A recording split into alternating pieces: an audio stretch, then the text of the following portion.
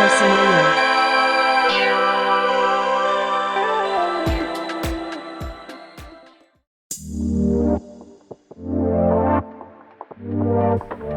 Hi, my name is Roman from Pumpfoil Club Austria, and together with my friend Valde we built our own Pumpfoil board.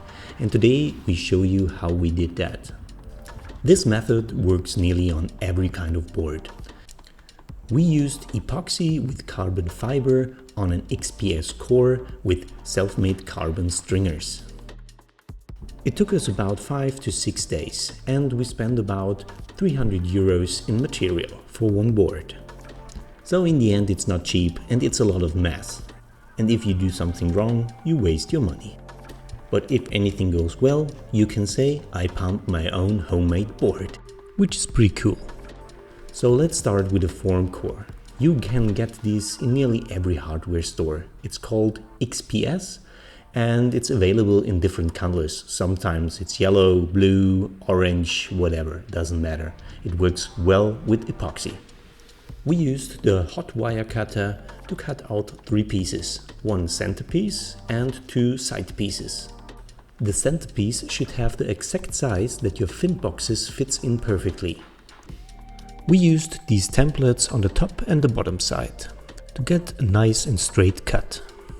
You can secure these templates with some nails to hold them in place. Mark them to prevent confusion. We used 2 other wooden templates to cut out the side shape of the board. Place the wooden templates on each side of the form and lock them with some thin nails. To create your own wooden templates, just copy them from a board you like. Watch out to oversize the wooden templates a little bit, so it's much easier to start with a hot wire cutter. Go on with this procedure on all of the 3 pieces. Before you remove the wooden templates, sand the form a little bit to get a nice and smooth surface. The next step is to create the carbon stringers. They are placed in between the 3 form pieces and give the board good strength. For each stringer we used 3 layers of carbon fiber and we glued them together with epoxy.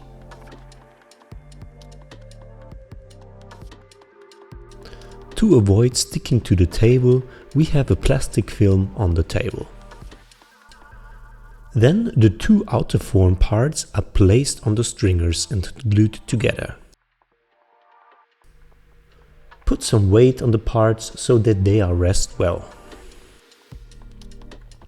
After 2 or 3 hours, when the epoxy starts to get tough, you have to cut away the carbon that you don't need.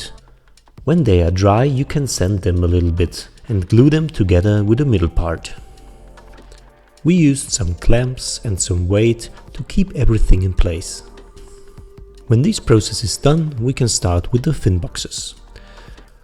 Place them on any position you like and start with cutting them out. On the stringer side and on the edges or in the corners, it's good that you use a file after cutting out. When this process is done and the boxes fits in nicely, we can start with gluing the fin boxes into the board.